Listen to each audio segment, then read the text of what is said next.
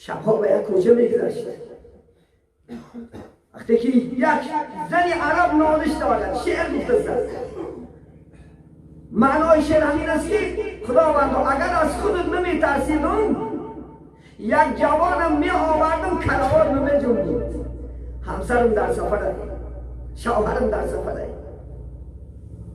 حضرت عمر و شنیدن این میگه سخن لرزید بدنش. پیغمبر برفت میگه زنی رسول الله حفصه دختری حضرت عمر است.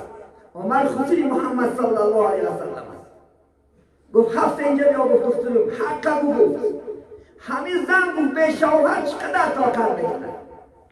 گفت پدر جان زن به شوهر فقط 4 ماه طاقت کنه میتونه خلاص. بعد 4 ماه گفت پدر چه کنترل کنه میتونه. حضرت عمر قرار نمیست که در کجایی که مسافرتی که مردم ها هستن در مابین 4 ماه ایواز کرده شود.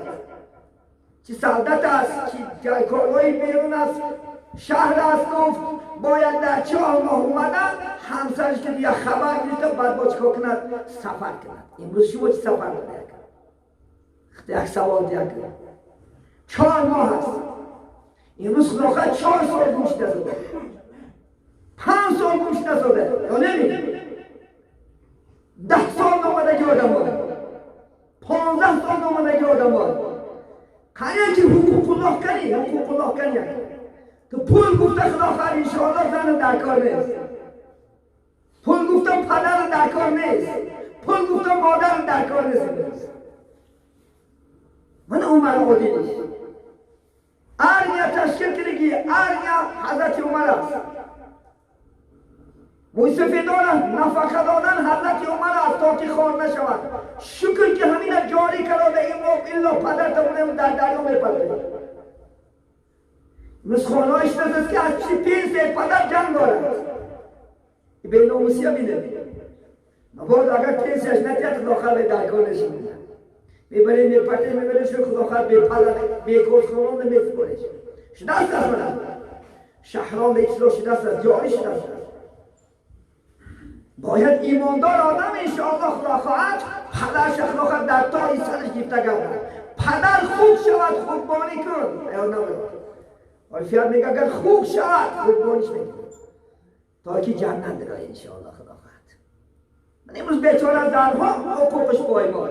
بعد میگه با تلفن کم میزنه. بعد میگه SMS مینیسه مینیسه دیگه. حتی در 6 سال یک بار دنیا پول گفته خداخواهد انشاءالله. امروز جامعه معلومش دستی است از شما هست که شما حقوق الله پایمال دارید.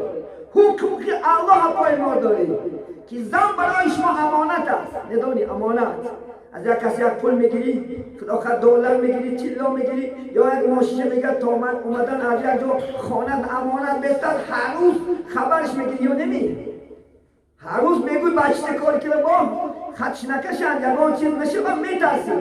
زن همچنان است امانت از دونی الله و سر ما مردها است عزیزی با شما باد صدای خود آمانه شدن رو فراموش نکنید.